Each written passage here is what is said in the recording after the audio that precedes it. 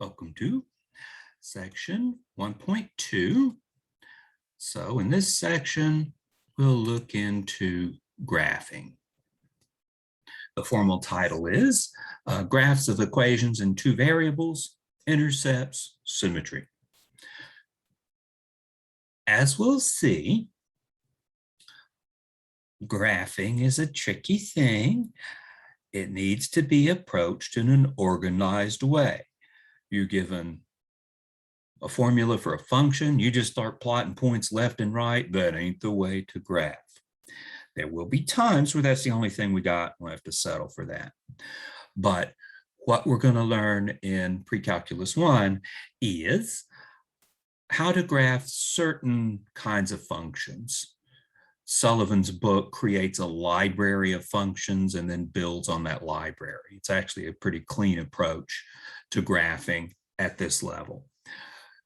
Nothing personal. You're not going to be really good at graphing until you take Calculus 1. One of the main applications in Calculus 1 is to graphing. The big goal is to plot special points, and you know why they're special. And that we can accomplish in certain settings in here, but to do it in a more general settings requires some of the knowledge from calculus. Okay, so what we'll do is graph equations by plotting points with a word of caution, finding intercepts of graphs, finding intercepts from an equation, testing equations for symmetries with respect to the axes and the origins. The symmetry allows you to plot one point and deduce from it more than one point, potentially, if a graph has certain symmetries. A formal definition: an equation in two variables, say x and y, is a statement in which two expressions involving x and y are equal. Two algebraic expressions in Precalculus 1. Around the end, we'll consider logarithms and exponentials as functions on the table in these equations as well. Any values of x and y that result in a true statement are said to satisfy the equation. And the graph of an equation in two variables, x and y, is a set of all ordered pairs, the set of all points x comma y in the xy plane where x and y satisfy the equation. Plotting functions is hard enough. Or graphing functions is hard enough. Graphing equations can be quite complicated. So even with calculus, that can be quite complicated. So we won't explore too much in terms of graphing equations. Let's look at an example. Okay, section 1.2, number 18 says, determine which of the points 0, 1, 2, 0, 2 comma half are on the graph of the equation x squared plus 4y squared equals 4. Well, for the point to lie on the graph of the equation, the coordinates of the point must satisfy the equation, that is, make it a true statement. So we'll go through these 3 points, plug in the values. For point xy equals a point 0, 1, the first point they gave us, the equation x squared plus 4y squared equals 4 becomes x is 0, y is 1, so we'll have 0 squared, right, plus 4y squared, y is 1, 4 times 1 squared, right. And on the right-hand side of that equation, we'll have a 4. I won't write equals. I mean, that's kind of the question. I'll write equals with a question mark over it. This may or may not be true. In fact, it is true. 0 squared is 0. 4 times 1 is 4. So this actually is a true statement. And so, yes, 0.01 is on the graph of that equation. Next, 0.2 comma 0. For 2 comma 0, let's plug in as we did. 2 for x, 0 for y, plugging those in. We get 2 squared plus 4 times 0 squared equals 4. It does. 2 squared is 4. This is 0. 4 equals 4. True statement. This point also lies on the graph of that equation. Last one. xy equals 2 1/2. You know the routine. Plug 2 in for x, 1/2 for y, and see what happens. Plugging in, here's what we get. 2 squared is 4. 1/2 squared is 1/4. 1/4 times 4 is 1. And we got 4 plus 1. We got 5 on the left-hand side. 5 doesn't equal 4. So the statement is false under those conditions. And this point does not lie on the graph because 5 doesn't equal 4. So easy enough to test points to see if they satisfy an equation and to see if they're points that lie on the graph of that equation. Graphing equations is hard. Graphing functions, well, graphing functions is hard too, but we'll have, by the time you finish Calculus 1, for sure, we'll have a good deal of equipment that allows us to graph functions. Still, graphing equations, quite the challenge. Okay, so first we're going to look at some special points, and then we'll see how to find those. In fact, in this previous example, we're dealing with some ideas like this. The points, if any, at which a graph crosses or touches the coordinate axes are the intercepts of the graph. The x-coordinate of a point at which the graph crosses or touches the x-axis is called an x-intercept. The y-coordinate of a point at which the graph crosses or touches the y-axis is a y-intercept. So that comes with very geometric, graphical meanings. We'll see some pictures here shortly. Let me get this algebra stuff out of the way, and then we'll look at some examples and some graphs. So there's a definition of an x-intercept and a y-intercept. They're where the graph crosses the x-axis or the y-axis respectively. Or touches. So we might have a curve that goes down to the x-axis, touches it, and then goes back up. So it didn't actually cross it. Touching the axis counts as an intercept as well. Algebraically, the procedure for finding intercepts is as follows. To find the x-intercept, let y equal 0, and solve the equation for x if it has a solution, if any solution exists. Secondly, for y-intercepts, set x equal to 0 and solve the equation for y if it has a solution. So let's see, to find x-intercepts, you set y equal to 0, and to find y-intercepts, you set x equals to 0. That should make some sense. It will when we see some graphs. The x-intercept is an x-coordinate. Oh, and by the way, the y-coordinate will be 0. When the y-coordinate is 0, we're looking at points along the x-axis. When the x-coordinate is 0, we're looking at points along the y-axis. But to make it algorithmic, there's how algebraically we'll find x-intercepts and y-intercepts. Let's look at number 20 from page 17 in the 10th edition of the book. It'll ask us to graph something. We don't know how to graph stuff unless we have a little bit more information about it and we can find special points. The hint on this one will be you're graphing a line. Well, if I'm graphing a line, I only need 2 points. So hint, the graph of what we will be given is a line. In general, I stand by this, in general, plotting points is an awful way to graph a function. But if you know more about that function, if you know the general shape, and you know the general shape of a line, then if you plot special points, and you know why they're special, more of that later, that's a good approach. Not just willy-nilly plotting points, but plotting special points. For a straight line, I only need 2 points. I can find 2 points that are on the line. I can find the line. And that's how we'll do this, number 20.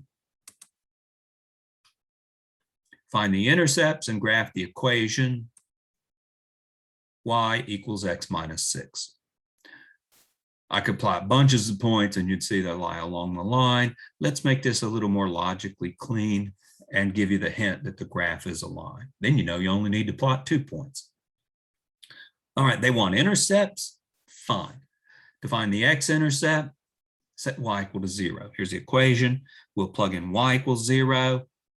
giving us 0 equals x minus 6. We'll solve this for x. Of course, that means x equals 6, x equals 6. So the x-intercept is the point. X is 6, y is 0, written in terms of the coordinates of the point. So that would be 6 units out the x-axis and 0 units up. It would be this point right here. To find the y-intercept, we'll set x equal to 0. Remember, you interact that way. X-intercept, you set y equal to 0. Y-intercept, you set x equal to 0. And that'll give us y equals 0 minus 6, or y equals negative 6. So the y-intercept is the point x is 0, y is negative 6. And that's this point down here. Now we know the graph is a line. We were given that as a hint. So that's enough to go through and graph the line. As the book does, I'll try to color code it similarly. I'll use blue to represent the graphs of the curves. Might draw attention to certain points on the curve. So we've got an x-intercept and a y-intercept. We'll plot those two. That produces these 2 points. And if you know it's a line, if you know it's a line, just connect those 2 points with a line. And that's the line you're talking about. In practice, might not be a bad idea to grab a third point and make sure it really does follow the pattern that we expect it to follow. For example, we might plug in x equals 3. If we plug in x equals 3, we get y equals 3 minus 6. That's negative 3. X equals 3, y equals negative 3. Be this point right here. That looks right. So 2 points is not much information. It's enough if you get it right, if you do the arithmetic correctly. It's enough if you know you're dealing with a line. So for kind of a check, it's not a bad idea to plot a third point to make sure it follows the pattern. Back to the notes. Let's talk about symmetries. Okay, we're going to illustrate this several times. The solutions to these questions in the online notes here will be a little bit lengthy to answer all the questions they ask, but it's fairly routine. And we really want to put a geometric representation on this. We'll do it on the next page. We consider 3 different types of symmetries of graphs. A graph is said to be symmetric with respect to the x-axis if, for every point x comma y on the graph, the point x comma negative y is also on the graph. All right, we'll look at a picture and see if that's the case first. A graph is said to be symmetric with respect to the y-axis if for every point x comma y on the graph, the point negative x comma y is also on the graph. So notice the similar behaviors between these two. Symmetry with respect to the x-axis, xy on the graph implies x negative y is on the graph. Symmetry with respect to the y-axis implies xy on the graph, negative x comma y on the graph. We switched from symmetry with respect to the x-axis to symmetry with respect to the y-axis. For the x-axis, we had the negative sign on the y. For the y-axis, we have the negative sign on the x.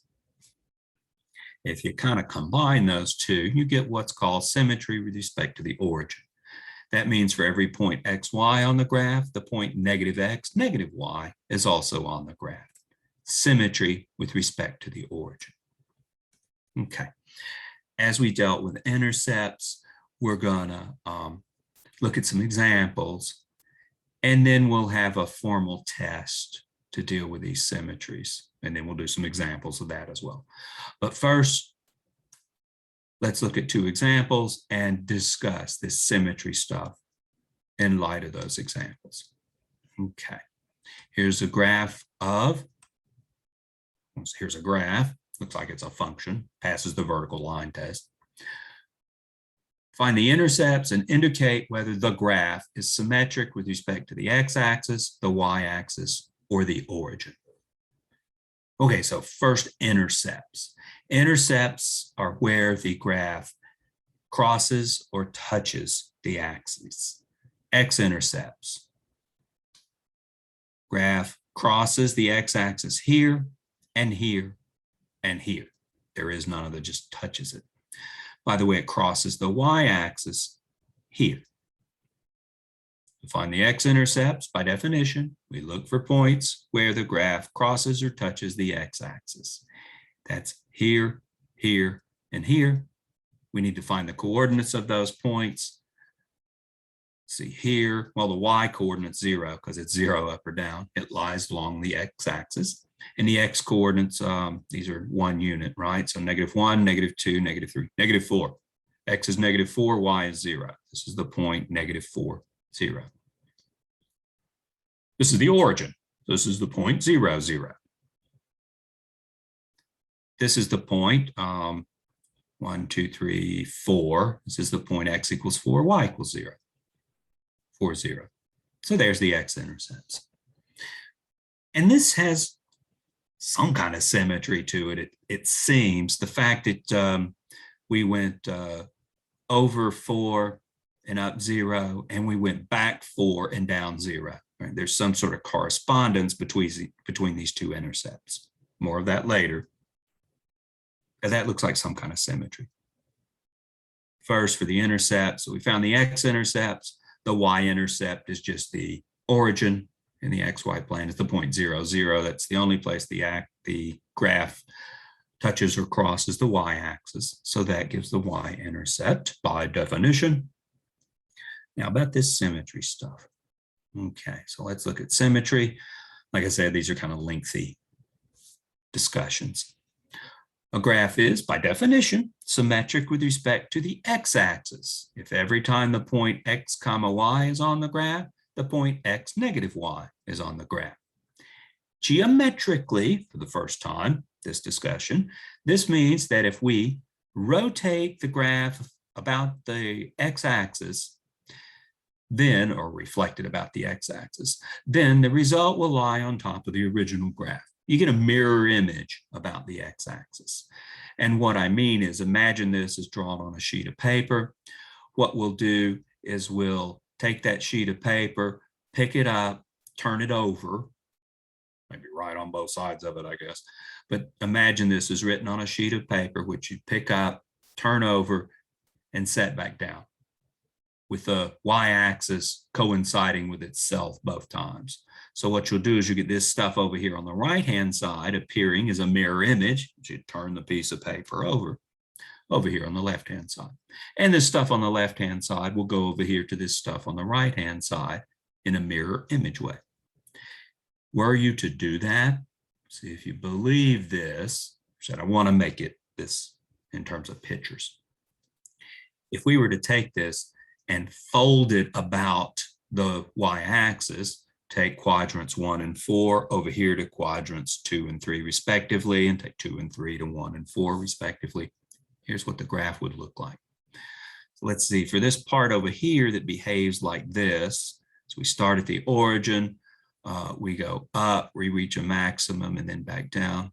What we'd see in the mirror image of that is we go not to the right and up, but to the left and up.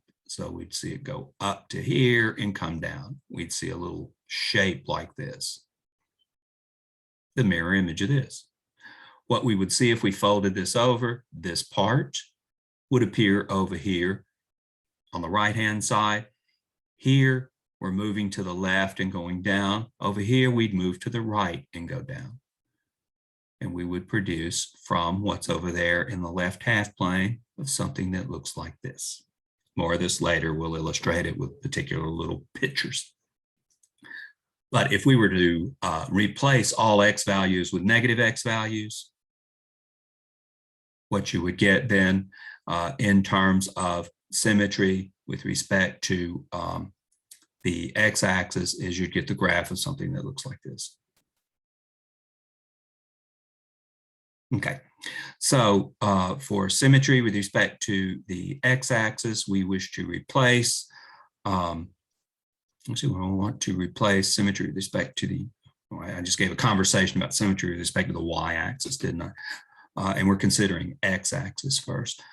Because I talked about that, let's do the y-axis symmetry first. So this is the next slide, this is slide 3. of this problem. Now talking about symmetry with respect to the y-axis, we'll replace x with negative x. That would be required for that kind of symmetry. Does it have that kind of symmetry? No. We can take a specific point. We've described it geometrically here. Take this point.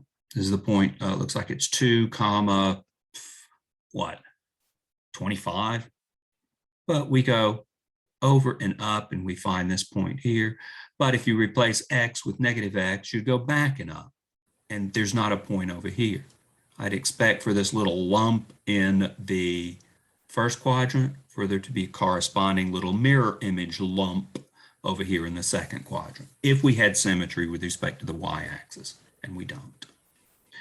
Replacing x with negative x, instead of going to the right and up, we'd want to go to the left and up for that kind of symmetry.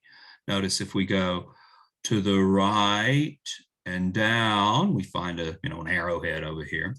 Well, then we should be able to go to the left and down and find an arrowhead over here, and we don't. This very much violates symmetry with respect to the y-axis.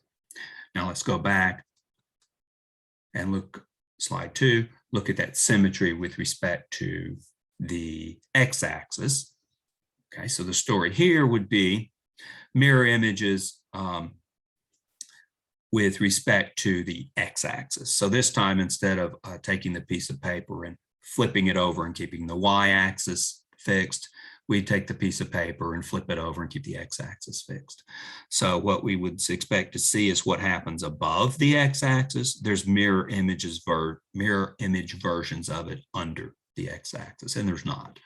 If it had that kind of symmetry, this little lump here, were we to fold a sheet of paper over the Cartesian plane, we'd see a corresponding little lump down here, and we don't. This point 2 comma 25 is on the graph. If that was x comma y, we'd expect to see the point 2 negative 25 also on the graph. That would be 2 units over and 25 units down. It'd be a point right about here. We'd have a little lump.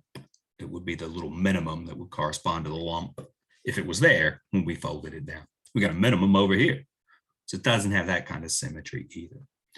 So think mirror images, think taking the graph and flipping it over vertically, or keeping a vertical axis fixed, that's symmetry with respect to the y-axis, or taking it and flipping it horizontally and keeping the horizontal x-axis fixed, and that's symmetry with respect to the x-axis.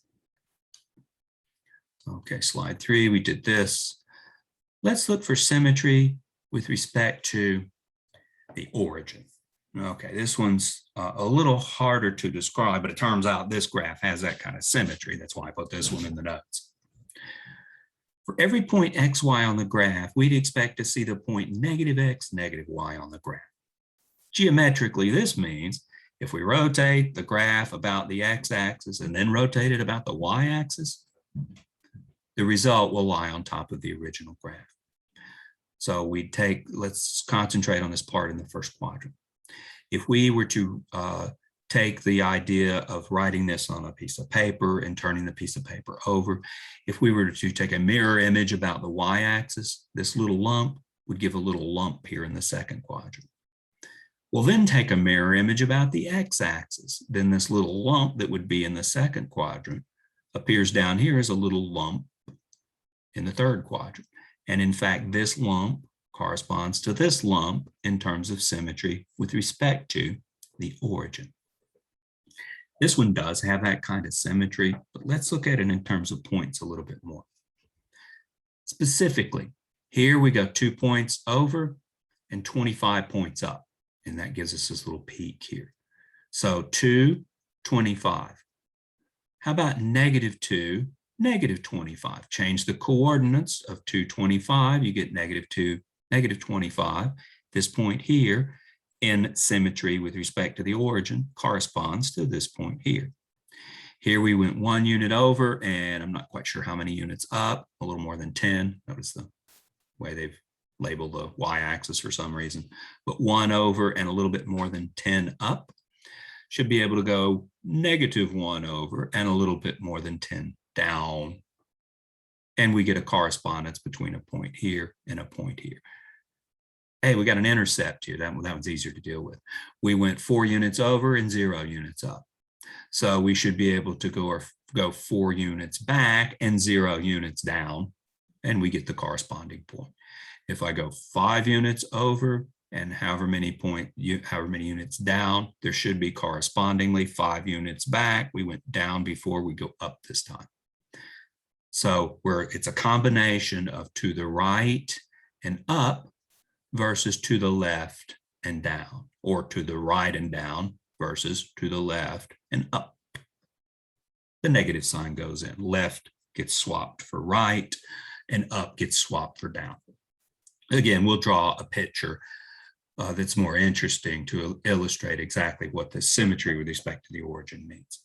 But it's all about these x, negative x things, y, negative y things, and xy, negative x, negative y things. In fact, returning to the notes, that's how you test for these kind of symmetries. So algebraically, let's see, did we do both of those examples? Did not. Let's look at this example as well. The instructions are draw a complete graph so that it is symmetric with respect to the y-axis. All right, here's the y-axis. We want symmetry with respect to the y-axis. Well, over here in the first quadrant, we got this semicircle. If I had a mirror image of that with respect to the y-axis, we'd have a semicircle over here as well. A graph is symmetric with respect to the y-axis as if every point x comma y on the graph implies the point negative xy is also on the graph. xy is 2, 2. To get symmetry with respect to the y-axis, we'll need to add some stuff. Draw a complete graph is how they've worded it. Well, if 2, 2 is on the graph, that's xy, we need negative 2, 2 on the graph. Change the sign on the x. You need this point over here on the graph. Those points would correspond. In fact, here we've got the point 1 and a little bit. We need the point negative 1 and a little bit on there. Of course, what's going to happen is we'll fill out a semicircle on the left. We take a mirror image of what's drawn in blue, and that mirror image must appear on the left side of the y-axis. Specifically, something of this one. So as I mentioned, the point 2, 2 is on this graph. So when we have the complete graph, as they've called it, we need the point negative 2, 2 to occur on that. If we were to go on the blue graph to the right and up a little bit, symmetry with respect to the y-axis means we could go to the left and up a little bit. And I also need a corresponding point. This little point here and this little point here correspond. Go 1 over, we also get a point up here. This point up here corresponds to its mirror image with respect to the y-axis over here. So there's what happens when we take a piece of a graph and we have symmetry with respect to the y-axis. Hey, while we're in the neighborhood, if you had symmetry with respect to the origin, what would this look like? Well, for every over and up, we'd have a back and down. Symmetry with respect to the origin would require you to fill in the graph by putting a little semicircle down here in the third quadrant if we had symmetry with respect to the origin. Symmetry with respect to the x-axis, I'd take a mirror image of this with respect to the x-axis. That'd give us a semicircle down here, same size, but down here in the fourth quadrant if we had symmetry with respect to the x-axis. So there's some geometric ways to interpret this. Now back to the notes, and let's have an algebraic way to test for these symmetries. What you do is simply replace x with negative x or y with negative y, or both of them, depending on the type of symmetry being tested. Symmetry with respect to the x-axis, replace y by negative y in the equation. That gives you a new equation, maybe. If that process produces an equivalent equation, then the equation is symmetric with respect to the x-axis. If you replace y with respect to negative y and simplify things, and it simplifies down to the original equation, that equation has symmetry with respect to the x-axis. So what that really means is when you replace y with negative y, those negative signs somehow or other disappear. Squaring would make them disappear. Raising them to the fourth power would make them disappear. Absolute value would make them disappear. So it's squaring that we'll most commonly see. I expect to see a lot of squares when we do this type of symmetry stuff. To check for symmetry with respect to the y-axis, replace x by negative x in the equation. If that produces an equivalent result, an equivalent equation, then we have symmetry with respect to the y-axis. Same thing, replace one of the variables with its negative. If that produces the same equation, and the only way it could is if those negatives disappear somehow, like if they were squared, then you've got symmetry with respect to the y-axis. In terms of symmetry with respect to the origin, not a surprise, we'll replace x with negative x and y with negative y. If that produces an equivalent equation, then we've got symmetry with respect to the origin. Quick comment, two equations are said to be equivalent if they have the same solution set. What we'll get is one equation reduces down to the other. But we addressed this in Appendix A6 when we were talking about solving equations. So now we've got an algebraic procedure to go through and test. We'll illustrate that with a number of examples. Here's an emoji approach to symmetry. Okay, so consider the following: winking smiley faces. The reason I made them winking is so I can tell left from right. One eye's open, the other eye's closed. That gives it a left-right distinction. It's got a, top bottom symmetry because it's a smiley face. I mean, the bottom of it's got the smile on it, the top of it's got the eyes on it. But by making it a winking smiley face, then I've broken the symmetry of a regular little smiley face, and I can distinguish top and bottom vertical differences, and I can distinguish horizontal differences, left and right, with the wink and the open eye. Here's a smiley face in the first quadrant. If we had symmetry with respect to the x-axis, I would take this, simply fold it over about the x-axis, mirror image with respect to the x-axis, and that would produce this little smiley face. It follows the same protocol with the coordinates stuff that we discussed before. Symmetry with respect to the y-axis, I would look for replacing y with negative y. Notice if we go over a certain amount x and I go up so many units, I reach the open eye. Well, this has symmetry with respect to the x-axis. So if you go over the same amount, instead of going up, go down that same difference. That'll get you to the open eye on the mirror image. I go over and up, I reach maybe the right-hand side of the closed eye, go over and down, and I reach the right-hand side from our perspective of the closed eye. So the idea of whatever happens a certain distance here above the x-axis, a corresponding thing happens at the same distance below the x-axis. Above and below, that's y versus negative y conversation. Here we're looking at symmetry with respect to the y-axis. Okay, this will be a left versus right conversation then. A x replaced with negative x idea. This has that kind of symmetry. If you were to take this and fold a piece of paper over, it would produce an image like this in the second quadrant. In this case, we go to the right a certain amount and up a certain amount. Change right to left. Now go left that same amount and up. In both cases, we reach the open eye. Go further to the right and up versus going further to the left and up. What we're doing is replacing x with negative x. Rightward movement, rightward distances are replaced with movement to the left. That is, you're replacing x with negative x. And we get this kind of image here. And this is my favorite one. Here's symmetry with respect to the origin.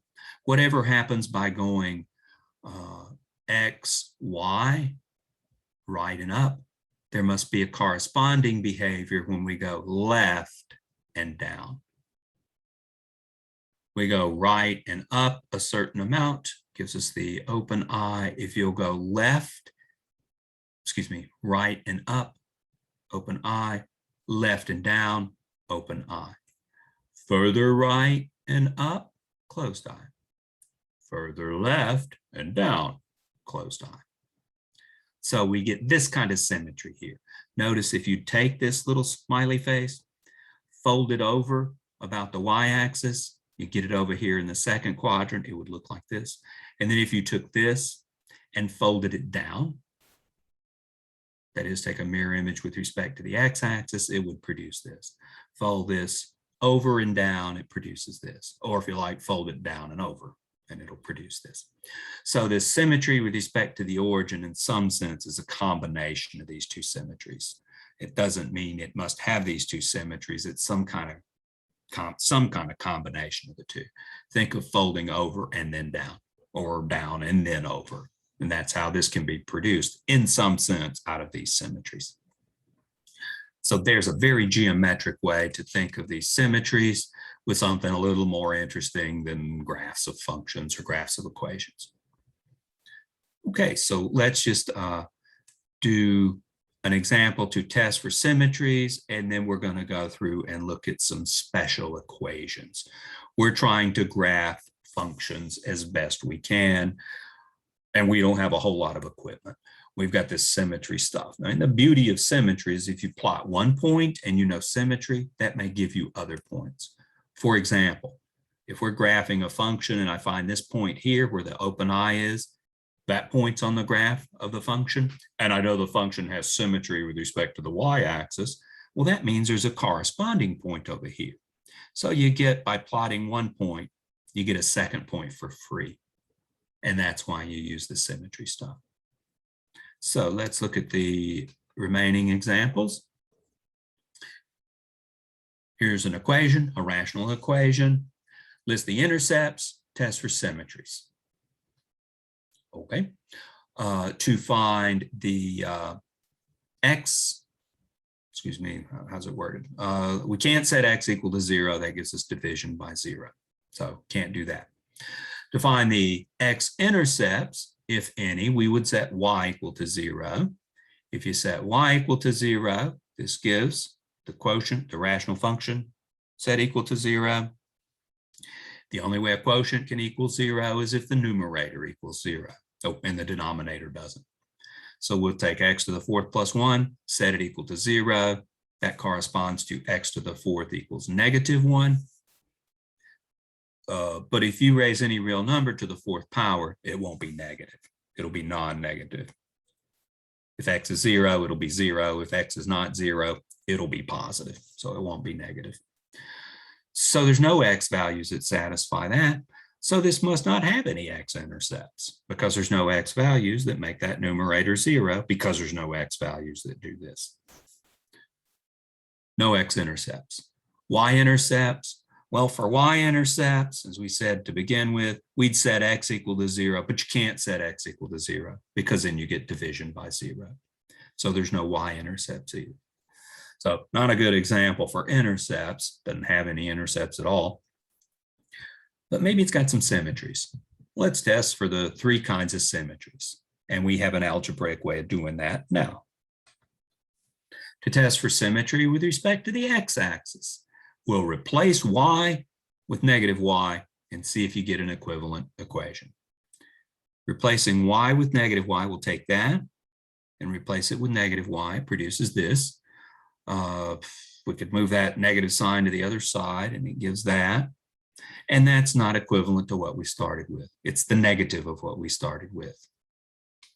It's not the same. So it doesn't have that kind of symmetry.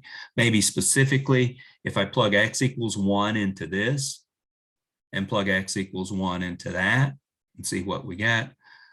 X equals 1 in this produces y equals 1.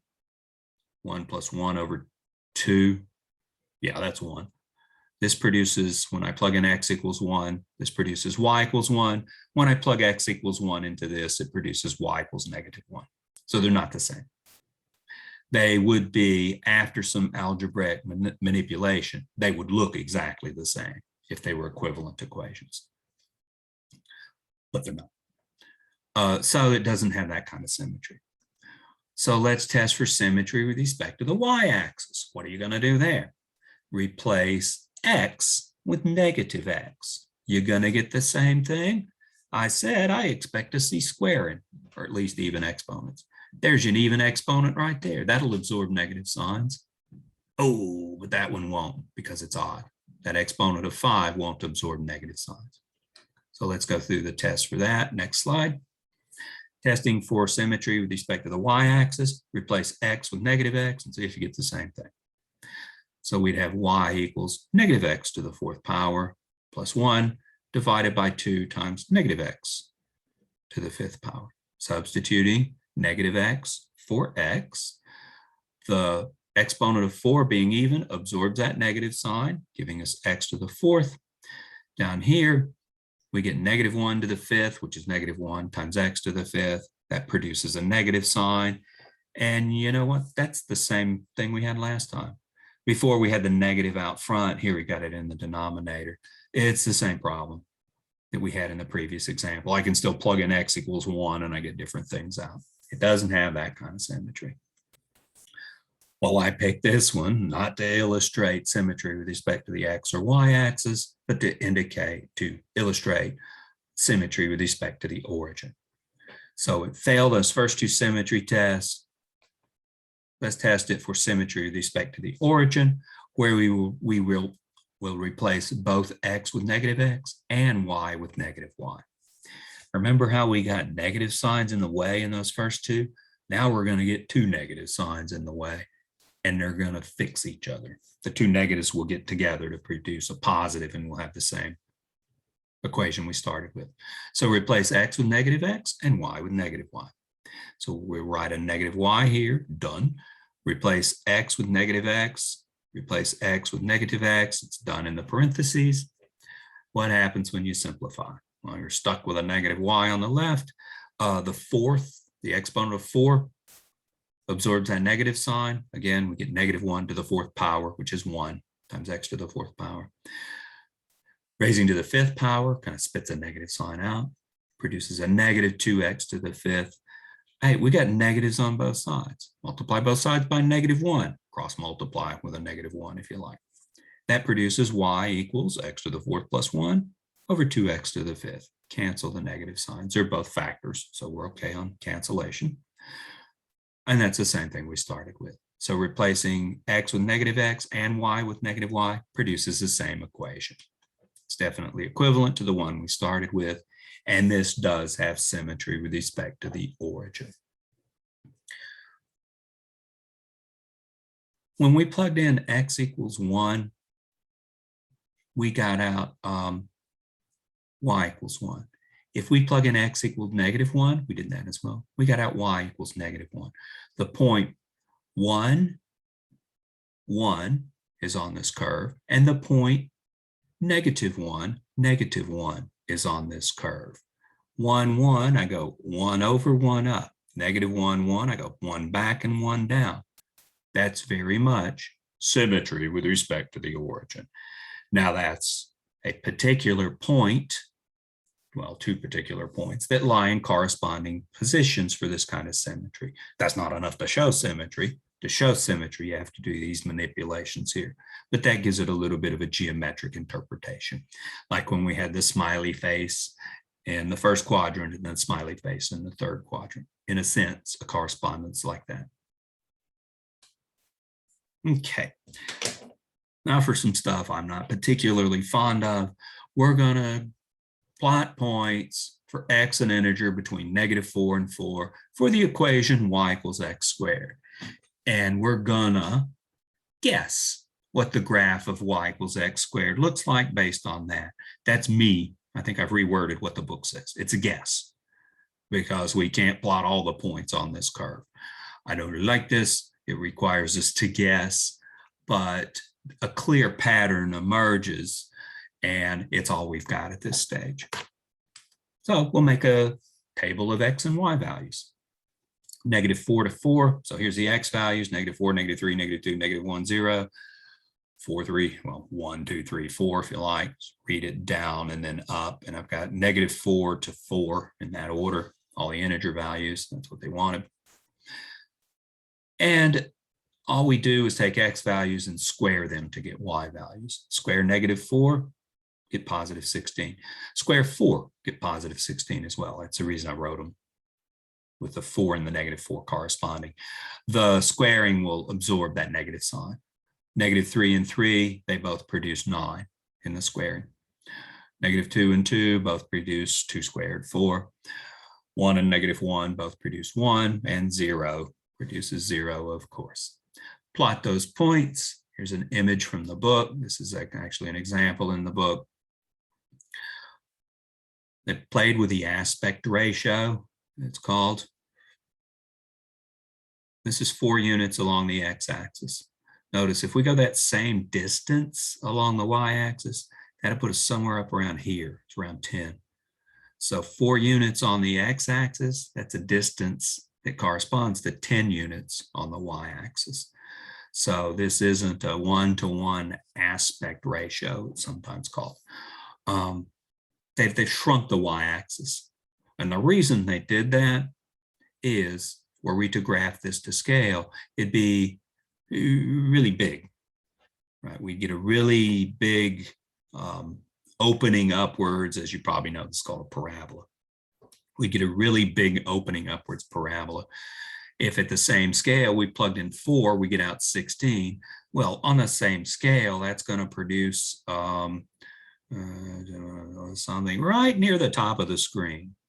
So that's the reason they've condensed the y-axis. It does make it easier to see, but keep an eye on that. And of course, if we keep plotting points, if we were to plot x equals 5, we get out 5 squared is 25. That won't even fit on the screen anymore. You plug in 10, you get out 100. And even with a condensed scale here, that gets you pretty far up there. So this function, it grows like crazy. That's the reason we've only plotted these points near 0. But if you'll plot the points for -16, -4, 16, -3, 9, -2, 4, -1, 1, 0, 0, you know, this is symmetric with respect to the y-axis. We could plot these points and conclude by the symmetry that these points are also on the curve, or plot these points and use the symmetry to conclude these points are also on the curve. We could have taken advantage of the symmetries. This is an example in the book, and I suspect that's discussed there. But it looks like this is the kind of graph we get. I hate that. What does it do between 3 and 4? How do you know it doesn't wiggle a whole bunch? Well, we don't really have a way of telling that. It doesn't. In calculus, you'll have a way to tell it doesn't wiggle a whole bunch. I mean, it's not a complicated function. I'm not surprised it's nice and smooth like this. But it could have more exotic behaviors for all we know. We just don't know. That's the reason we plotted some points and filled it in with a fairly well-educated guess. But it's still just a guess. But that's going to have to do because that's all the equipment we have at this stage. So there's a graph of the squaring function. What we will do is build up a library of functions, as the Sullivan, the author of the book, calls it. And we'll put most of our weight on that library of functions, and that's how we'll graph things in this course. It's a good idea. It's a clean way to present graphs. Let's do another one. Plot points for x an integer between -2 and 2 for the equation y equals x cubed. So we're trying to graph a cubing function. Now, guess the graph of y equals x cubed. Follow their instructions, -2, -1, 0, 1, 2, cube those. You get -2 cubed is the odd exponent, will produce a -8. -1 cubed is -1, 0 cubed is 0. We get a +1 and a +8 out over here. I see a kind of symmetry. Whatever happens over here, when you put the negatives in, the negative of that happens over here when you put the positives in. For every over and up to positives, there's a back and down to negatives. We only plotted these points in black. very creative of us to go through and fill in blue the shape of this curve. And imagine what you have only from those points, not much. To draw the conclusion that the curve is shaped like this is insightful. Really, if I plot more points, and I plot points between 1 and 2, there's going to be messy numbers that will come out. You know, they will lie along this. How do you know this isn't connected with a straight line segment? Well, I guess at this stage you don't. But soon, next section, you'll know what the graph of a line looks like and what the equation of a line looks like. And this is not a line. It's the cubing that makes it not a line. The graph does look like this. We're desiring to add this cubing function to our library of functions. But look how little information we have and the sweeping conclusion, the blue curve that we've deduced. Very much a guess. So that's the reason I'm covering these examples, to get these out there on the table. Another one. Plot points for x taking on the values -2, -1, -1/2, 1/2, 1, and 2 for the equation y equals 1 over x. And guess what the graph looks like? Say at y equals 1/3.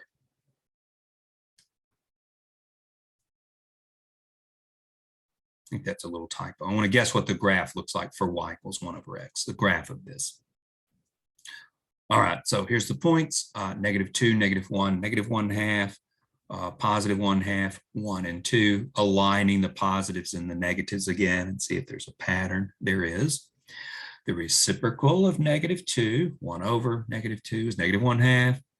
The reciprocal of +2 is +1/2, so that's suggestive right there.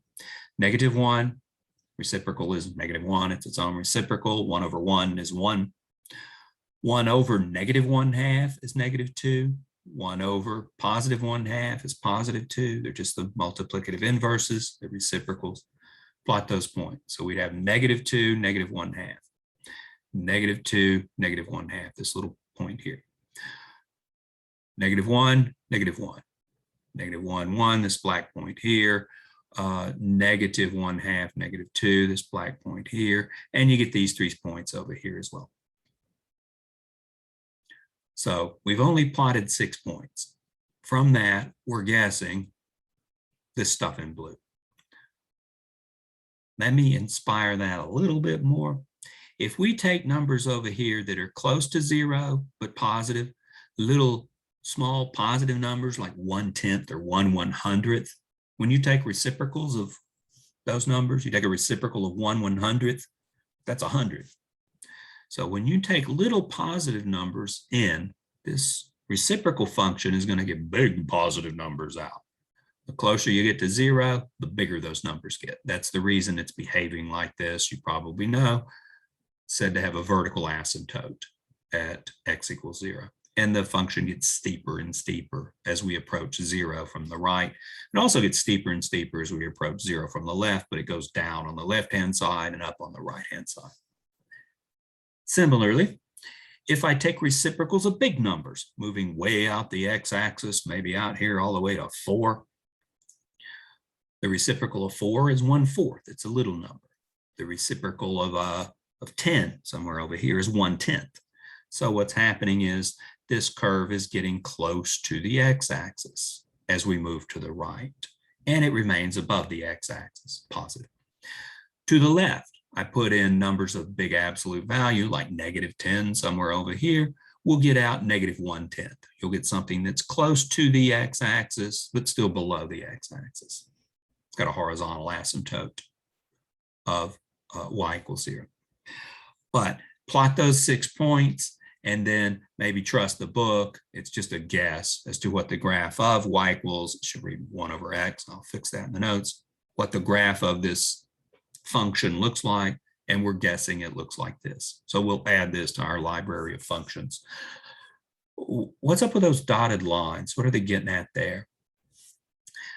Oh, this has symmetry with respect to the origin too. Hey, look, if you go over 1/2 unit and up 2 units, you get this point. Let's go back and down the same amounts. Go back 1/2 and down 2. That'll give you this point here. there's a little correspondence between this point and that point in terms of symmetry with respect to the origin. Here we've gone over 2 and up 1/2. We get this point. Go back 2 and down 1/2. Gives you this point. And there's a correspondence between these 2 points as well. There's a correspondence between 1, 1 and -1, -1 as well. I don't know why they didn't put the dotted line in there, but they're illustrating, again, this is an example from the book. The little dotted lines are indicative of symmetry with respect to the origin. And if you go over just a little bit, you have to go up a lot. Well, if you went back that same little bit, you'd have to go down a lot before you found points on the curve. So very much symmetric with respect to the origin in this case. Lots of details to come from this one. We could talk about horizontal asymptotes, vertical asymptotes. All we can do now is plot points, be in awe that they could generalize it in this form with their guess, very good guess. And I guess symmetry, we can deal with symmetry. If you replaced y with -y and x with -x, you'd get a negative on both sides. You could cancel it, you get the original equation back. It satisfies the test for symmetry with respect to the origin also. And one final example.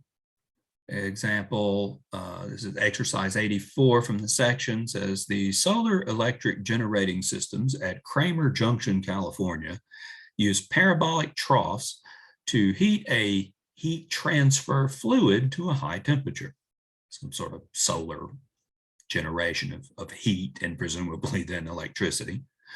This fluid is used to generate steam that drives a power conversion system to produce electricity. All right, that's a word problem for you. Really nothing useful to us yet because they haven't stated any equations yet. The troughs, 7.5 feet wide, or excuse me, 4 troughs, 7.5 feet wide. An equation for the cross section is 16y squared equals 120x minus 225. Now we're getting somewhere. Find the intercepts of the graphs of this equation. Test the equation for symmetry with respect to the 3 things we discussed. Symmetry with respect to x-axis, y-axis, and origin. Okay, intercepts. All right. That's straightforward. We'll set x equal to 0 or y equals to 0, depending on the intercept we're looking for. To find the x-intercepts, set y equal to 0 in the equation.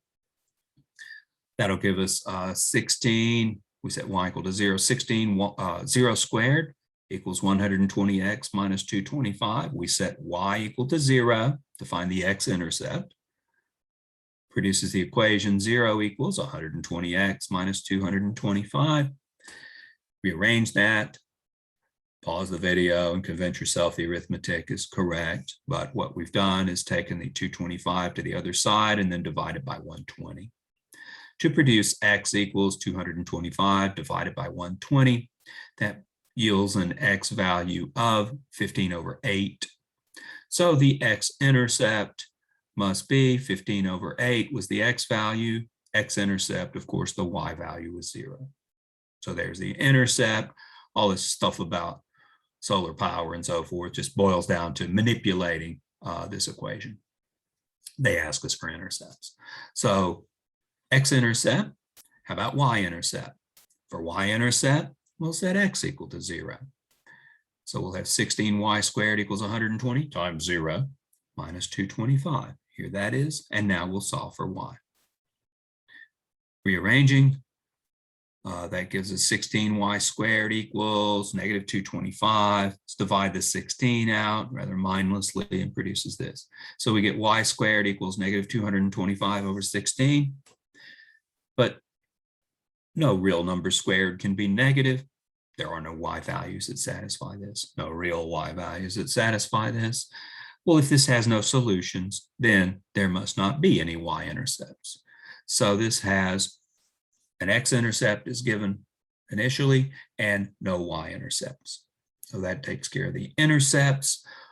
We could try to graph this if you liked. They ask us to find intercepts and test for symmetry. So we'll do what they ask us to do. So there's the story on the intercepts. Next, test for symmetries. Okay, take the original equation. You want to test for symmetry with respect to the x-axis. Replace y with negative y. That produces the equation 16 negative y squared equals 120x minus 225. Hey, look, the squaring absorbs the negative sign. Okay, then it's going to have this kind of symmetry. So the negative sign disappears with the squaring. We're left with 16y squared equals 120x minus 225. That is the original equation. So this is equivalent to the original equation, and it does have that kind of symmetry. It does have symmetry with respect to the x-axis. Let's try the same thing and test for symmetry with respect to the y-axis by replacing x with negative x. Let's explain the reasoning, but you shouldn't be surprised. No, that's not going to work. There's nothing to absorb the negative sign when you replace x with negative x. To test for symmetry with respect to the y-axis, replace x with negative x. That produces 16y squared equals 120 negative x minus 225. Simplify a little bit. 16y squared equals negative 120x minus 225. That's not identical to what we started with. Let's elaborate on that a little bit more. I can find maybe a point that's on one curve and not on the other, showing they're not equivalent. They don't have the same solution sets. If we plug x equals 2 into the original equation, and here's the original equation setting here. So we'd have 16y squared equals 120 times 2 minus 225. 240 minus 225 is 15. So we get y squared equals 15 divided by 16 in this case, which we can take a square root, but let's instead plug x equals 2 into this new equation that has the negative in it. In this case, same procedure, you get y squared equals negative 465 over 16. Well, you can't have a square giving you a negative. No solution when we plug x equals 2 into this one. And a solution, in fact, it's plus or minus the square root of 15/16, but different solution set. If x equals 2 gives a solution in this one and they're equivalent, x equals 2 would give a solution in the other one, and it doesn't. So not equivalent equations, not surprising, just explaining it in some detail here, but not the same equation, so not that kind of symmetry. We don't have symmetry with respect to the y-axis. We do have symmetry with respect to the x-axis. Last thing to do is check it for symmetry with respect to the origin, where we'll replace both x with negative x and y with negative y. Make both of those substitutions. Any intuition, you think it's going to work? Ooh, this negative sign will get absorbed. Yeah, but that one won't, as before. So negative y squared produces simply y squared. Negative y quantity squared produces simply a y squared there. On the right-hand side, the negative can be brought out front to produce this. And we just saw this doesn't have the same solution set as the original equation. All that stuff with a square root of 15/16. So not equivalent to the original equation, and so not that kind of symmetry. That is not symmetric with respect to the origin. Returning to the notes, that completes the section. So what we've accomplished here at the end is a little bit more illustrations, but really we've picked up in those two examples, example 3 and example 10, circumstantial evidence for what the graph of y equals x squared looks like and for what y equals x cubed looks like. And we're going to use that later when we start doing some more general things. That completes this section. The next section's on lines, and we'll approach lines in a very organized way. As in high school algebra, you know lots of stuff about lines. We'll do slopes and intercepts and all that stuff. If you want to graph lines by plotting points, well, that's an excellent idea because you know what a line looks like, and you know you only need 2 points. Plotting 2 points in determining a line, excellent way of graphing lines. You want to graph other stuff, maybe plotting points ain't quite the way to go, unless they're special points and you know why they're special. And we'll spend a fair amount of time on that as best we can in the remainder of the course. So have a nice day. I'll see you in section 1.3, and we'll do lines next. It'll be awesome. Have a nice day. Bye-bye.